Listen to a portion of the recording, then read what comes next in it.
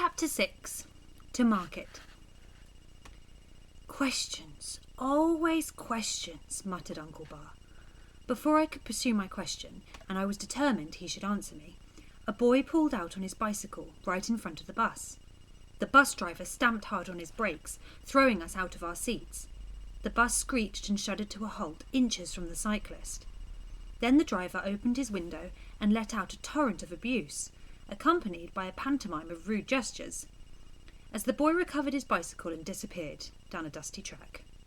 Uncle shouted something about stupid simpletons. For the next few minutes, he and the driver engaged in a loud exchange about the stupidity of peasant farmers and their offspring. From my window, I saw that we were leaving behind a barren stretch of rocky countryside to enter a colourless old town. Steep and winding alleyways spidered off from the road above and below us, crammed all along with dilapidated wooden shacks. These gave way to grey apartment blocks, their balconies hung with washing, dried meats and plats of garlic, and so close together that their occupants could shake hands across the passages in between.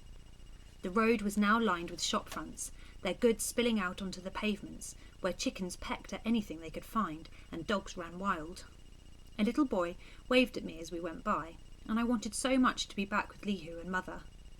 I was about to ask Uncle again when we would be going home, when I suddenly noticed that a number of young girls were walking all in the same direction up the road.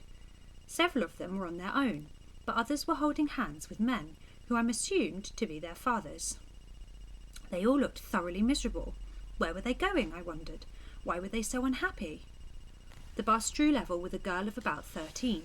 She was 2 or 3 paces behind a man and was looking nervously around her. Just at that moment, she threw her bag to the ground, turned and ran off down the road. I stood up to watch as the man she was with tore after her. He caught up with her and slapped her hard around the face before dragging her back up the road. I was so shocked that I slumped back into my seat and burst into tears. "I want to go home," I spluttered. "Please let me go home." "It's too late, I'm afraid," replied Uncle quietly. "We're here now." Chapter 7. All you have is what you grow. I was 9 when my father died. It was very sudden. One day he was there, the next day he wasn't. Mother didn't tell me very much. She couldn't.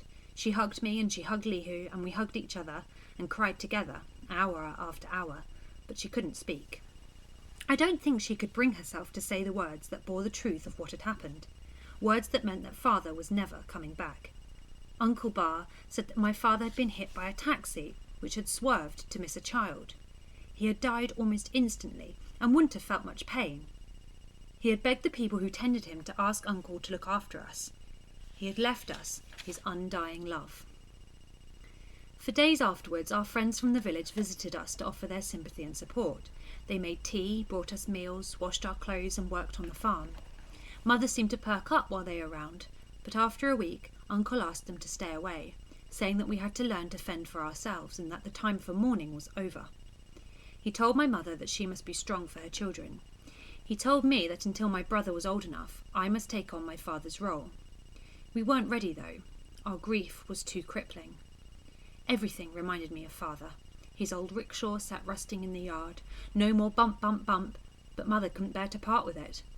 His jacket hung by the door as though waiting for him to struggle into it, just as he had every morning after breakfast. A mahogany set sat on a shelf gathering dust. Lihu kept asking when father was coming home. He was too young to understand. I tried so hard. I took Lihu with me to help feed the ducks and hens, and turned collecting their eggs into a game. I carried slops out to the pig and spread clean straw across the yard. I loaded Lihu's wooden cart with some of the turnips father had stored in his shed and pushed it to the village, Lihu riding on top. I exchanged the turnips for rice or tea or noodles. Back home again, I prepared our meals and tried to make Mother eat. She sat in a chair gazing out of the window down towards the river, scarcely saying a word. Lihu clambered on and off her lap over and over again. She would stroke his hair, he would suck his thumb, but she wasn't able to give him the comfort he needed, so he would pull himself abruptly away and demand my lap instead. We would snuggle up together, and he would ask me when Mother would stop being sad. For a while, I felt that I had lost not only my father, but my mother too, and I felt the chill of suddenly being all alone. Uncle kept away during those early days. I was glad, because I didn't want to hear him say anything bad about my mother. He arrived one evening unannounced and claimed that business matters had taken up his time, and that in any case we couldn't expect to rely upon him. He walked all over Father's terraces, then sat down to eat with us. "How are you going to survive?" he asked bluntly at last, cutting through the silence that had even claimed my brother with its awkwardness. Mother shifted uncomfortably on her chair, her meal untouched before her. "All you have is what you grow," Uncle continued, "and yet already you are neglecting your lifeline, the lifeline my brother left you. How can you dishonour his memory in this way?" I watched the despair spread across my mother's face. "And look at you, sister," he said more gently, but his words were harsher. "Look at your shrunken body. Look at your dirty clothes. Look at your filthy house. Look at your ragamuffin children. When are you going to come to your senses?" I couldn't bear it any longer. "Leave us alone!" I shouted. "We're doing our best. Can't you see we're doing our best?" "Then your best isn't good enough, madam," retorted Uncle. He stood up from the table and walked out of the house. When he had gone, Lihu crawled onto my lap, thumb in mouth. I sat for some time, my thoughts too wretched to air. Then Mother rose, as though from a dream, put her arm round my shoulder and kissed me gently on the forehead. "Why does Uncle Bar have to be so cruel?" I asked. "Your uncle is hurting, Sian," my mother replied. "For all his harsh words, he loved your father and misses him terribly. They went through so much together when they were young." I was astonished at what she said. If Uncle loved my father, he had a curious way of showing it. "And perhaps your uncle is being cruel to be kind," she added. "He is right. I must pull myself together for all our sakes." I threw my arms round her waist, happy that at last my mother had come back to me. "Thank you, Sian. Thank you for keeping things going," she said then. "We'll do this together from now on. You and me and little Lihu. No more tears. We'll make your father proud of us." She picked up Lihu, kissed his fat cheeks and squeezed him tight. Lihu hugged her back, making up for the days when she had neglected him. He refused to let go until I put on Father's jacket and gave him a pocket ride round and round the yard. Chapter 8. To Market. The bus stopped a little way before a narrow bridge. "This is as far as I go," the driver addressed my uncle. Uncle nodded, took my arm and led me along the gangway. "Spilled water, is she?" asked the driver. Uncle didn't answer, just pulled me down the steps. "I thought so," said the driver. "A lot of them are who come here. Yours is younger than most, mind." Uncle tried to pull me out of earshot as the driver, warming to his subject, called after him, "It's illegal, you know," followed by a dismissive, "But nobody seems to do anything about it." Uncle hurried me across the bridge. I was petrified. I didn't know what the driver had meant, but I knew instinctively that it was bad. "Where are you taking me?" I demanded, sensing that this was my last chance to gain control of what was happening to me. I won't go. You can't make me." "It's for the sake of your mother and your brother," was all Uncle would say. "You wouldn't want them to suffer, would you?" "Of course I wouldn't, but tell me. Why can't you just tell me?" Ahead of me, set back from the road against a backdrop of granite cliffs at the end of a rough track, I saw a huge wooden barn-like building. Parked outside were large numbers of vans, rickshaws, motorised carts and several taxis. Muffled shouts came from inside the building. Uncle turned up the track. I stopped where I was. "I'm not going any further until you tell me, Uncle." "And what do you think you're going to do otherwise, madam?"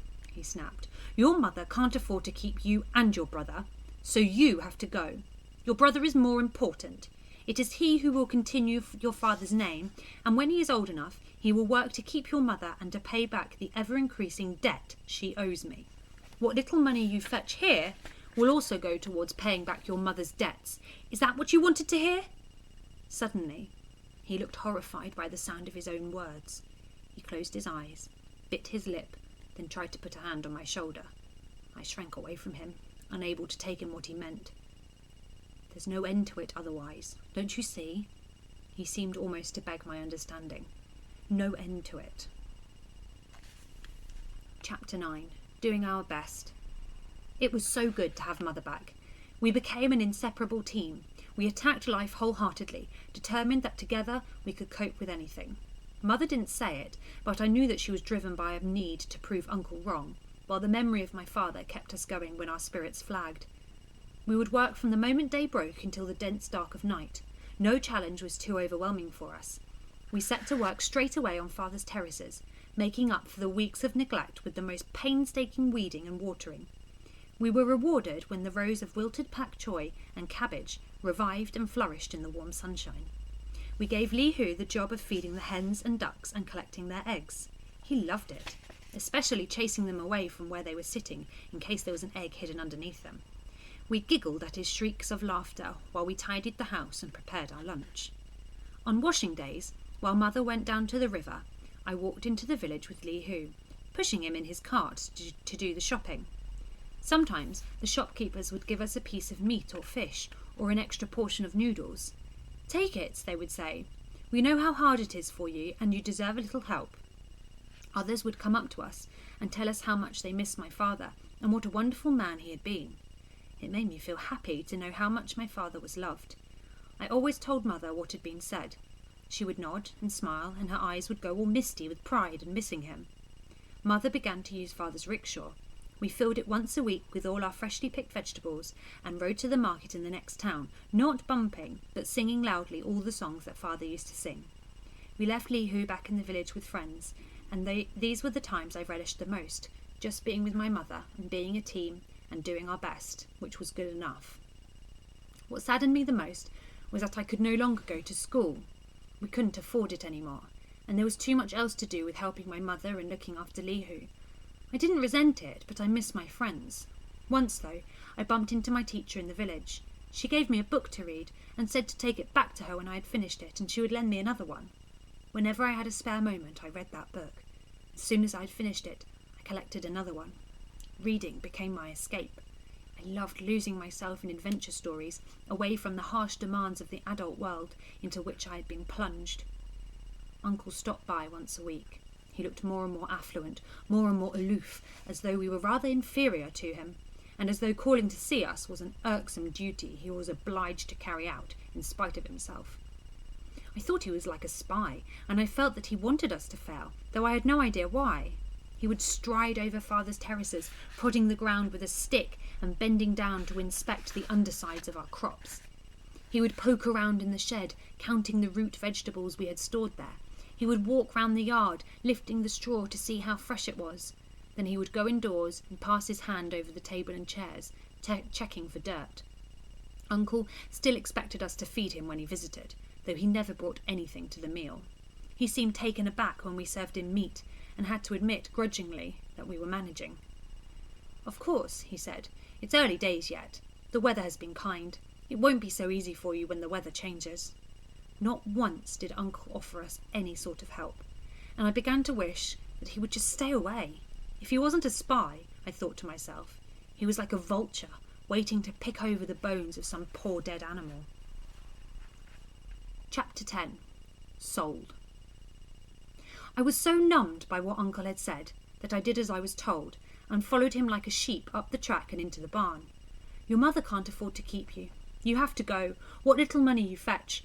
I don't know what I expected to find there, but nothing prepared me for the shouting and laughter, the stench of stale sweat and the clouds of cigarette smoke that assaulted me as we went through the doors. Uncle, too, looked taken aback, but he spoke rapidly to a man standing by the entrance and handed him some money. Then he turned to me and said, "We're here to find you a job. Take this notice and come with me." He gripped me by the elbow and led me across the room, through the hordes of men who were milling around. As we went by, they eyed me up and down with an improper interest, which made me feel humiliated and uneasy. Dozens of other young girls were standing on the other side of a rope, most of them at least 3 or 4 years older than me. Some of them clutching scribbled notices, some with boards by their feet. I recognised the girl who had been slapped in the street. She was holding a notice which read, "I am Yin Yanhua. I am 13. I can cook, and I am very obedient." She still bore the red marks across her cheek from the slap, and her eyes were wild with anguish. A man was leaning across the rope, lifting her hair. She shook him off, and the man who had slapped her said something to her angrily. "Go behind the rope, Lucienne," Uncle said tersely, "and please try to look agreeable." An old man stepped towards me and touched my face. I pulled away in disgust and ducked under the rope, happier to be amongst the other girls than with Uncle and the horrible man who terrified me. I looked at the notice Uncle had given me. "My name is Lucienne," it read. "I am young, but can wash, cook, and sew. I will be a good servant." How could Uncle do this? How could he?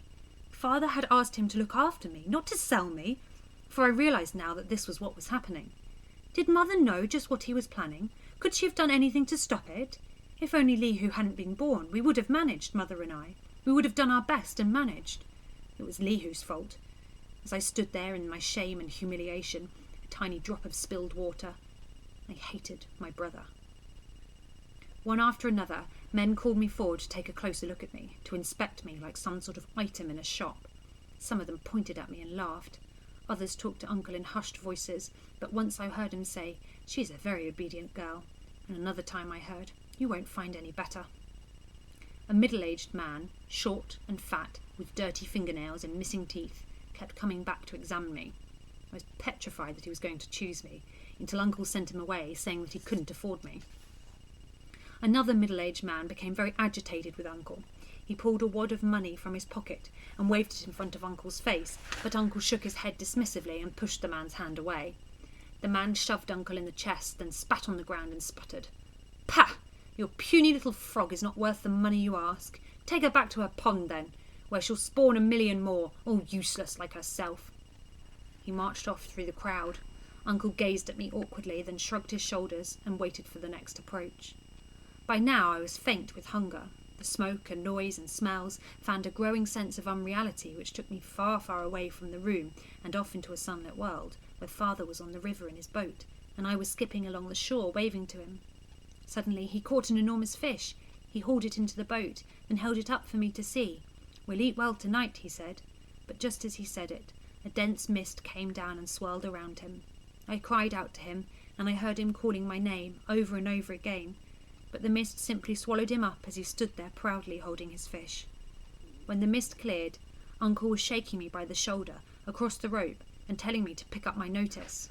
"Pull yourself together, child," he hissed. "No one will want you if you look ill." What if nobody did want me? I wondered. Would that mean I could go home? Would that mean the nightmare would be over? A flicker of hope dared to ignite within me, only to be extinguished instantly when a sombre, thin-faced man approached my uncle. He was well dressed in a smart suit and seemed out of place among the noisy hordes. He was obviously impatient to conduct his business and leave. He stared hard at me, then asked Uncle several questions. I strained to hear what was said, but the man's voice was too low-pitched. Uncle was eager, though, I could see that. While they continued to talk, I studied the man. He was taller than Uncle, thin, with pock-marked skin and big hands. What I noticed most was that his eyes were cold, empty and cold. They allowed not a hint of expression as he talked to Uncle, which made me shiver nervously. I had long been the target of Uncle's hostility and hard-heartedness, and expected nothing different from him, but there was passion and anger in him as well. This man seemed to show no emotion of any sort. The man reached into his pockets and took out what looked like a photograph. Uncle studied it, then nodded approvingly, glancing sideways in my direction as he did so. The man pulled out his wallet and held out a roll of money. Uncle hesitated, before taking it quickly and putting it inside his coat. He shook hands with the man, then lifted up the rope and brought me over to his side. "Lucienne, this is Mr. Chen. You will go with him. He is in charge of you now. Make sure you bring honour to your family by your good manners and behaviour." "I don't want to go, Uncle. Please don't make me go." I begged with him, pleaded with him. I thought for a moment that he might change his mind when his face seemed to soften, and he gazed at me briefly with concern. But he dismissed me quickly with a pat on the shoulder and marched away without looking back. My new owner signalled for me to go with him. I lowered my head, not to show obedience, but to hide my tears. What was to become of me? I was 11 years old, far away from my home, far from my family, in the hands of a stranger, and nobody cared. As I followed Mr. Chen from the building, I was certain of only one thing, that no matter what happened, one day soon, I would see my mother again. A taxi was waiting outside. Mr. Chen opened a door and sat next to me in the back. We drove for a few miles in silence, darkness descending all around us. Then I fell asleep. I woke when the car stopped. and he told me to get out. We turned into a building and waited for the lift. The lift doors opened.